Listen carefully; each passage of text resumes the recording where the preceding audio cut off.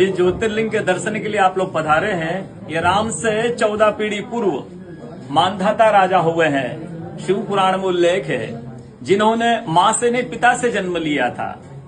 उनकी तपस्या से यह शिवलिंग प्रकट में स्थापित लिंग नहीं है।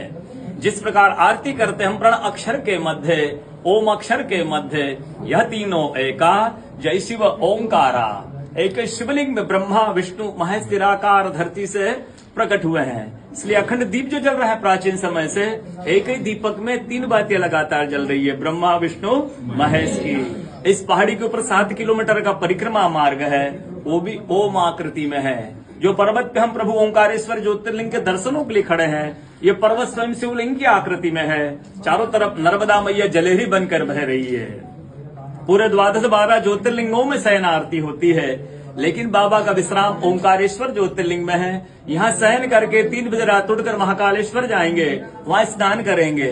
इसलिए वहाँ का भस्म आरती प्रसिद्ध है, यहाँ का शयन आरती प्रसिद्ध है। शिव पुराण में भी कथा आती है, महिलाएं 16 सोमवार व्रत करती है, उसमें भी कथा आती है। क्या कथा आती है? प्रतिदिन भोलेनाथ आते हैं, माँ के साथ विश्राम करके सुबह ब्रह्म मुहूर्त मुड़कर चले जाते हैं।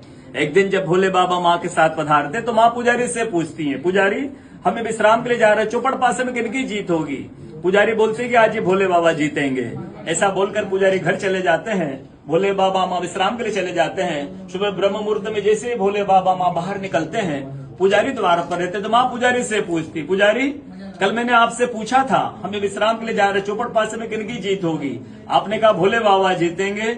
भोले बाबा नहीं, मैं जीती हूँ। माँ ऐसा बोलकर उनको श्राप दे के चली जाती है। उनके तुरंत पश्चात अप्सराएं शिवलिंग पे जल चढ़ाने आती तो अप्सराएं पुजारी से पूछती, पुजारी अस्वस्थ क्यों हो गए? आप तो ठीक थे। फिर पुजारी बताते हैं, प्रतिदिन भोले बाबा माँ के साथ विश्राम करके चले जाते थे। कल भोले बाबा माँ के साथ पधारे, माँ ने मुझसे पूछ लिया, पुजारी हमें विश्राम के लिए जा रहे, चौपड़ पासे में किनकी जीत होगी? मैंने कहा भोले बाबा जीतेंगे। माँ जीत गई, माँ मुझे श्राप दे के चली गई। अप्सरा बोलते चिंता न करो, हम अंदर जाकर शिवलिंग की पूजा करके आते, फिर इसका उपाय बताएंगे। अप्सरा अंदर जाकर शिवलिंग की पूजा करके बाहर आकर बोलती, पुजारी आप 16 सोमवार व्रत कीजिएगा, व्रत करते ही स्वस्थ हो जाएंगे, व्रत करते ही ठीक हो जाएंगे।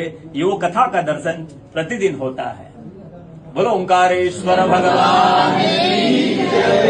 पूरे 12 ज्योतिर्लिंग में ओंकारेश्वर ही ऐसा ज्योतिर्लिंग है जिसके दर्शन के पश्चात कोई महानदी का दर्शन होता है, जिसके तट को छूकर कोई महानदी बह रही है।